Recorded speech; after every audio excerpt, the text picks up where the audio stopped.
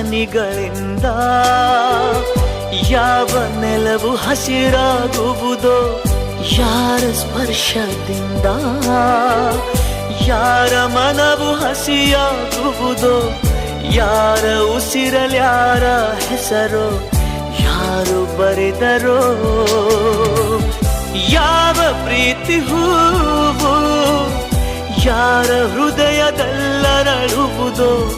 ಯಾರ ಪ್ರೇಮ ಪೂಜೆಗೆ ಮುಡಿಪೋ ಯಾರು ಬಲ್ಲರೋ. ಮುಂಗಾರು ಮಳೆಯೇ